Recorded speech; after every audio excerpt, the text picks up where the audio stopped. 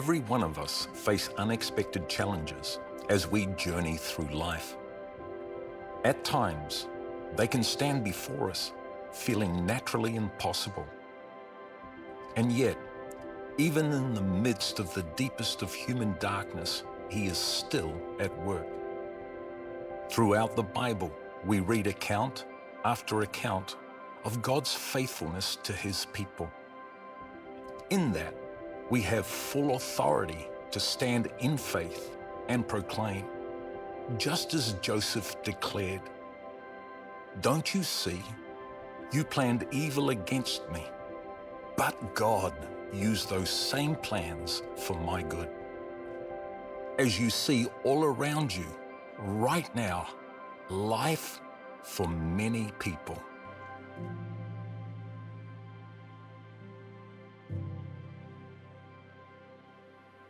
You know, I'll never forget the moment I heard that unexpected prognosis, that my hero, my dad, and my pastor was facing the reality of a terminal death sentence. You know, in the silence of that moment, which somehow felt like an absolute eternity, I could sense that although this was devastating, my God was greater still. Earlier this year, Life Church celebrated Vision Sunday for 2022, a time of thanksgiving for what has been and what is to come, a time of vision casting. And at the Vision Sunday service, Pastors Paul and Marie Jong announced a leadership transition that has been years in the making. That mantle of senior pastor has now been passed on to Luke and Melissa Jong, who join me in the studio for what we're calling part 2 of the life story. So thank you very much for being with us. Thank you for having us. It's great to be here. Now, I'm sure it's been a very unusual season for you guys, prayer-filled season, not least because, you know, people who are very dear to you are going through a pretty tough time at the moment. In the midst of all of that, there's this transition of leadership for what is a very big church as well. So I guess from your own perspective, what has that been like and how has this season been? Well, practically, yeah. I mean, we've for a little while been talking about the transition, and so been doing a lot of preparation for the moment, and then it arrives, and I guess as you realise, oh, you can't really prepare for this. Things are different.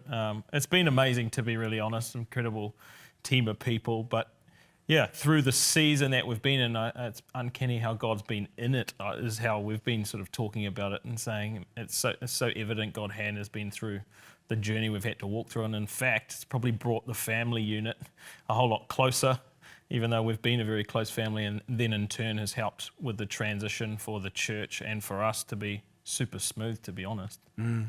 I think what we found though was, you know, maybe the practical side of things didn't change so much as the spiritual side of going, okay, the mantle has changed, and you know, we always, I guess, grew up being taught and have taught that you're graced for seasons. And until you get there, you don't really know that, you know, grace, but we've been so blessed to feel God in the midst of all of it. And yeah, they are pretty amazing people, so we're pretty glad to have them a part of the journey of life, even as we go forward. How's it been for you? Yeah, I would just say covered in prayer for sure. I felt like my arms had been lifted. This probably wasn't whatever I thought I would ever go into, but just covered in prayer and know that God has sent angels through situations and people and words of encouragement that has just cemented that this is where we're supposed to be and this is what He has called us for, even though I might feel like the shoes are very big and my feet are very small right now, but the rest is filled with God's grace, and we're just going to continue to listen to Him and step with whatever He gives us to go into. Yeah, because you're both pastors' kids, that's right, isn't it? So that doesn't necessarily mean that you're going to be amazing pastors yourself. In fact, you know, sometimes the opposite is true. I mean, do you have like a real sense of calling for the position that you've been given? Yeah, totally. I know for me, I mean, I grew up in a family that really church and family were one and the same. We did it together, although I'm sure at a young age I wasn't exposed to some of the more challenging situations. Mum and Dad, I do believe, did a great job in allowing us to understand all facets of what ministry looks like, and that we got to do it together. But at about 9 years old, I really do remember a moment where, you know, I was under the power of God and had a vision and felt God really call me to build his church. Now, at 9 years old, that's exciting in one sense and it doesn't make sense in another, but that's kind of something I've always held on to, and have just found myself at different layers and levels of saying yes to God, which has led us to where we are today. So for me, I've always known from that moment, maybe it's not been like I'm going to be the senior pastor one day, but knowing that I would build God's house, whatever that looks like. And so for me, I feel totally called to it. I was the opposite. Would never have been where I thought I would end up. Being a teenager, I did move to New Zealand very young, but I think in turn with that, God is so faithful and he's a really good God and he meets you where you're at. So if I had known this is where I would be sitting, I would have run the opposite direction. So I think he was gracious and kind. My mum was a kids pastor, so I've always just really loved people. I remember taking like a strengths finders early on when we had started on staff, kind of test or, and I remember it said, you'd be great serving your community. And that was actually I think the moment where I was like, whatever I do within church, I get to love God and I get to love people and I get to do that for a job. What a privilege. Never ever thought I would be a senior pastor, but God's gracious. How do your parents feel about it? Because you're not coming home to Canada now, right? You're here for the next 3 decades, at least. At least. My parents are incredible. Yeah. They often, when people say, how could you send your daughter? They often said, we prayed that she would live a big life and she would listen to God. And that's exactly what I've done with their encouragement. And they are absolutely incredible. My whole family, I've actually got an aunt and uncle who are pastors as well. Everyone's just so supportive and just loves on me and loves on us and know that what we're doing is the call of God for our lives, and they're our best cheerleaders. I mean, the transition like this of a big established church would be enough in itself, but as the audience knows, and as your parents have been so open about, it's been a really tough season personally as well, with Pastor Paul's cancer, which is still an ongoing battle, and that's been shared with the Shine TV audience because we've played the live services, and he's been so open about that. But how have you guys dealt with that in amongst everything else that's been changing in your life as well? Yeah, well, for me personally, I had to go on a journey of, I trusted God with a lot of things. Pastor Paul's not only been my senior pastor or my spiritual oversight, he's been my dad, he's been a good friend, he's been my boss. So there's a lot of different hats there. And I guess I've trusted God with a lot of those areas, but maybe I've never trusted God with my dad. And that's the journey I had to go on. Do I trust God enough with my own dad?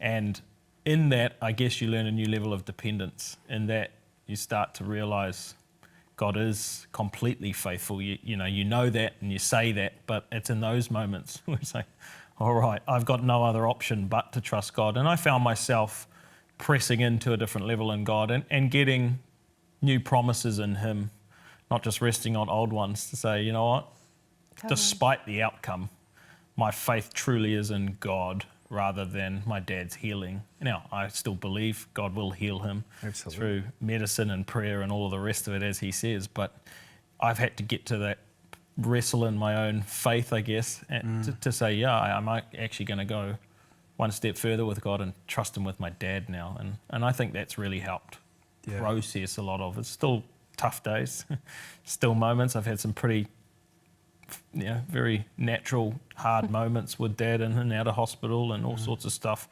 But at the end of the day, you do discover that God is who He says He is and can be trusted in every area of life. Yeah, absolutely. I mean, what's that been like walking as Luke's wife and, being grafted into this family, both spiritually and, physically, as sort of parents-in-law? I mean, it must have been a really hard thing to have gone through. It is. It still is hard. That's the truth. We're still walking through it. And I love, Dad always brings it back to, we're believing for a miracle for him personally, but also for every single person who needs a miracle. We're believing that he might be a lamppost that when people see him, they remember, I'm going to pray for people's healing today. Pastor Maria's had this amazing midday miracle, and just, it is incredible to latch on to that. Be like, okay, God, you are the God of miracles, and I believe you are good through every circumstance. I think I had to say that at the beginning to myself. I believe that God is good. And so sometimes when things are rough, or Luke's at the hospital with dad and it's hard, you know, being on your own with kids and getting it done, and the natural things of this world and what I'm entrusted to as a mum or as a boss. But also I just believe that God is good, and that he is a good God, and that he equips me with grace, with kindness, with peace in all of those situations.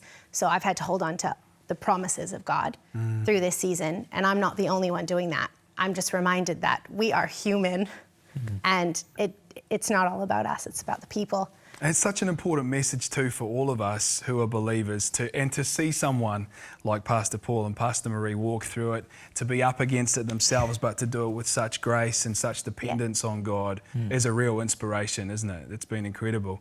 I want to talk about what it's like just in your mind to try and take on something like Life Church, because you guys aren't growing it, right? It's been growing. I mean, I believe it's going to grow. I believe it's going to develop. But it's a different thing to like planting a new church to taking over a church that's 30 years old, you know, that's got thousands of people already attending, multiple campuses. Do you kind of bring fresh vision for what the future looks like, or are you thinking we're going to hold an even keel with what mum and dad have been doing? I mean, how do you approach it? Yeah, I think there is a real difference between a pioneer and an inheritor. A pioneer starts with nothing, and then a lot of hard work and determination and faithfulness of people, the breath of God, something is born. An inheriting generation has the opportunity to default to just live on the coattails of all that hard work and you know, squander it away by the third generation of the typical cycle, as I understand it. But I do believe in honouring the past and acknowledging what has taken place. And honour can be a bit of a funny word in Christianity at times because it can get misconstrued, but honour is not just up, it's down, it's all around, and honouring every single person, including the founders, in terms of what we have today, and then taking that honour one step further and not letting it park, but moving what we have forward. So we've been really intentional about considering even the values of life, what we stand for, who we are, what we want to be known for, where we see life's role in the community and in the present day culture, in the day and age of what's going on, and that ultimately we're still here for the same cause. And, you know, the vision of life hasn't changed since the first day, which is to impact and change our generation with the reality of Jesus. That's still who we are. However, as seasons change, you know, the message doesn't, as people say, but the methods need to. And so that for us is, holding lightly, this is always how we've done it, so we just have to do it this way, but saying, well, God, what are you saying in this? Totally.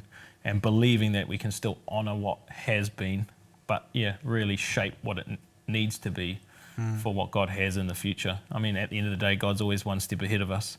So we're really chasing him. That's awesome. It's easy to get despondent, I think, you know, as Christians. And you hear Christians say things like, you know, the world's going to hell in a handbasket. And I sort of tend to be an optimist. So I'm like, actually, I believe God's doing incredible things. And you look what happened, especially in the developing world, you know, Christianity is still the fastest growing religion in the world. And where people can really grasp the heart of the gospel, you know, things really move. And it's something that I've always admired about Life Church is just a simple gospel message and being the hands and feet of Christ. And there's incredible things going on in the social space, helping people who are really needy in New Zealand. I mean, do you think it is hopeless in New Zealand? Do you have hope for the future? Of course we do. Of course. Our God is the God of hope. Yeah. So he's also the God of more. So he has more for us. And as we put our hands and our feet to the plow, I believe God brings the supernatural to our natural. So that's why I feel like for life, we just continually going to bring our natural, bring what we can do with the heart of humility and heart for people. And God will do the rest. We have to trust that God has got that. And as we bring our natural, he'll bring the supernatural. Yeah, and I think in the day we're in at the moment, we're probably as a generation facing things we've never faced before, so it feels a little bit scary or more challenging than it has to be a Christian in these days and these times. So the truth is persecution or the enemy's always been at work. You know, we read that in our Bible, and so we don't have to fear that, but we do have to recognise that when we believe God wants us to take ground, there's going to be an opposition and an enemy. But the Bible also declares that, the gates of hell will never prevail. The truth is, he has established his church, his kingdom here on earth. He is building it. He will always build it. But I do believe it's a new day where there's going to have to be a new level of conviction to say, you know what, exactly what you said. For some people, it might just be optimism. For other people, it might be hope. But actually, we have an answer. His name is Jesus. And even though right now it feels like that's harder to see in the midst of all the fog or the challenge, we have to hold on to the reality that every generation has seen the victory of who God is, and then through his son Jesus prevail. And that's why the message is simple and the message is full of hope, because we have the beauty here in 2022 of hindsight to say we already win. And I think that is really important, that we keep that message simple and clear, and it's not false. It's truth. And the truth, the Bible says, when you know it, it sets you free. So you don't have to live fearful or worried. You can live hopeful. That's awesome, because the COVID season has been a tough one for church, obviously. We don't have to go into all of the details. But, what are the challenges in a sort of post-COVID era for a church like Life? I mean, what are you worried about right now? Worried may not be the right term, but, what are you facing right now? I think there's a lot of brokenness. I think we are starting to see how tough it really is, how societal pressure is a whole another level now, whether we like it or we don't. The truth is there's a lot more brokenness in our world, and so actually there's a lot of extra pastoral care and there's a lot of extra need that's out there, and so we've got to do what we can. We can't do it all, but we can do something. But the Bible declares, as the world gets darker, the light gets brighter. And so I do think what we are finding is that there is a lot more challenge. We have to probably be a lot more intentional in navigating and being very clear what we do believe. I think COVID taught me, in view of our church, the difference between people that have a corporate faith, a faith that's possibly more reliant on the atmosphere of a service, versus people that have a personal faith, people that are actually doing life together. And those that have a personal faith and a contingent of people that love them, care for them, look after them, we see quite a different level of response now. They're the people that are in church, they're the people that are full of faith and hope, whereas others are maybe a little bit more sceptical or a little bit more challenged by how to process all of these things, because what was a big portion of their faith had been taken away. And unfortunately, it's a bit of a grind to work through some of those things for people to still be able to trust Jesus. And hopefully there's going to be more unity as a result of walking through that, even though it was pretty tough. I'm sort of hoping that the future will be a lot brighter than what it's been like for the last couple of years, but it has definitely been a challenge, that's for sure. Hey, let's move on to the 30th birthday of Life Church. So it's happening actually this weekend, which is incredible. That's the vast majority of your life, Jong. I mean, that's a pretty substantial celebration, isn't it? I mean, how are you marking the 30th birthday? Yeah, well, we've got a big party in the morning. We do. I'm hoping to see some really old photos of you and some other key people on team, the hairstyles, the outfits. I'm going to have a good chuckle. Yeah, so celebrating Life's 30th birthday. We were, truth be told, wanting to do it last year, and then Uncle COVID took a visit, and then we tried to do it earlier this year, and that didn't happen. That's a nasty uncle. That's one you don't want turning up to your birthday. That's right. But yeah, so we're going to take some time to reflect on the journey. Got a bunch of stuff planned to bless people and have a great atmosphere of fun and enjoyment of what the year's been. And then at night time, we're actually going to celebrate Pastor Paul and Marie's 40 plus years in full-time ministry and really take some time to significantly honour them. And we've got Pastor Robert Ferguson actually at night that's going to do an interview with them, so I'm sure we'll get some good stories of what it was like back in the day. Yeah. Something I mentioned this to your parents actually, something I was actually really surprised about even sitting in church was the fact that the eldership or the leadership had agreed that you guys would be the senior pastors actually long before your father's illness was first diagnosed. And I guess it's easy to sort of look in and go, hey, just the son of this man of God has taken over. But that's not how that story goes, is it? Which I was, even as a person who attended the church, I was amazed to hear that story. Yeah, Dad was very intentional at the board level of saying, right, we need to be ahead of where we think we need to be when it comes to transition. I think the words he used on that transition Sunday was, it's not when the leader's ready, but when the next is ready that transition should happen. And I think that's amazing. That's pretty healthy. But he put the charge to the board, I guess is the way I understand it, to say, well, we've got to be thinking about who is next. So we need to go to God and ask of that. And yeah, basically everyone came back and sort of said, well, I think we all know who it is. Wow. It's not just skill set, or it's what we feel, God is asking. And people may look, as you said, in and go, oh, well, that's, the Father, Son and all of that. And truth be told, I probably have had it the hardest on staff the however many years I've been on, because I am a son. There's probably a little bit more expectation, right or wrong, depending on how you see that. I've had to move past that a long time ago in terms of whatever God's asking of me. It's not because I'm in the family business. No, it's actually the opposite. Like, I don't want this, God, if it's not you. Yeah. And that is where I think the healthiness comes from, where, then there's plenty of years to talk about and process and make sure it is God.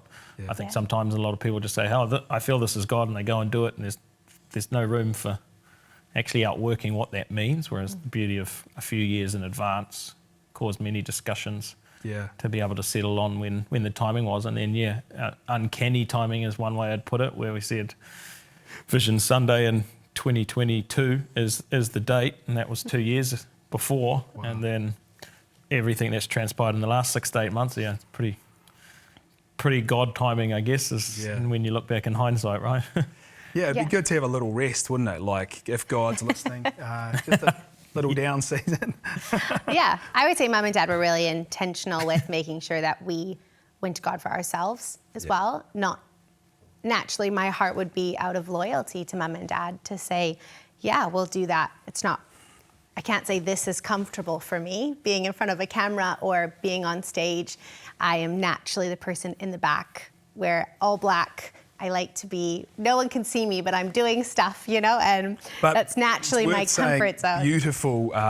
Beautiful singer and beautiful worship leader as well. Very kind. But yeah, I remember we went out for dinner with Mum and Dad, and it did shock me a little bit. I just thought, I'm just here to build a church. I'm very administrative, never really had seen myself in that type of role. And he just said, you need to go for yourself, because loyalty in 30 years will not keep you in this role. You need to go to God and make sure it's a word for you, and making sure that you've got what you need from God to say yes to this role. And I really appreciated that, and they gave us the time, especially me, to be able to go and do that. And like I said, they're just the best, most amazing cheerleaders. I don't have to be Pastor Marie 2.0. I can still be Missy with Pastor Marie lifting my arms up now. They're amazing. And something that's been quite nice to hear, and I've heard it said a lot from Pastor Paul, is that we're not going anywhere. It's like it's still our home church. We're not moving to Florida and taking up golf or knitting or something. It's like we're going to be around. Something that I asked Pastor Paul and Marie at the end of the interview, part one, was how would you like to be remembered, or how do you think you're going to be remembered? I'm going to do it to you guys in the opposite way, because you're starting out, I guess. In 30 years' time, what do you hope Life Church is going to look like under your leadership, and what are you believing for? Yeah, that's a great question. I mean, so much, I guess, in one sense, but I believe that the church is the hope of the world. I believe that despite whatever society may look like in the future, that we have the answer. His name is Jesus, and the heart is to reach as many people and as far and wide as we can do that, and in whatever capacity we can do that, we should. I think God gives us that ability to co-heir with him, so to speak. We get to partner in what he's doing here. And so my heart would be that in 30 years there would be, the honour of the former 30 years, but it would be not just a platform, but a springboard to see so much more community impact, so many more salvations, people saying yes to Jesus, getting water baptized, changing their family, their generation. I just love that the gospel isn't limited to a select few. It's not an exclusive society. It's an inclusive one. And, you know, the thing I heard someone say once, and I think that's resonated so well with me, is like churches and what God is establishing through his church is, you know, the only club on earth that exists for its non-members. That's awesome. You know, and that's really the heart of it, is that everyone would belong. You know, everyone would believe that Jesus is the way, the truth, and the life. And ultimately at Life, we have the third word being build, where you actually would say, you know what, this is more than just me belonging or believing, but I can build together with God to see other people's lives impacted and changed with the reality of Jesus. So that's really the heart, is we're up for whatever that takes. Our kids are on the journey, whether they like it or not, until they aren't under our roof, and just honoured to be able to build something that's, you know, maybe large in someone's eyes, but I think in God's eyes, just a small bit of his kingdom that is far-reaching. And we believe that if there's more campuses, more countries, at the end of the day, it's just about reaching more people for Jesus. Yeah, that's so good. Well, Pastor Luke and Melissa de Jong, thank you very much for your time, and Godspeed. It's going to be an amazing season for sure. Thanks for being with us. Oh, thank you. Love it.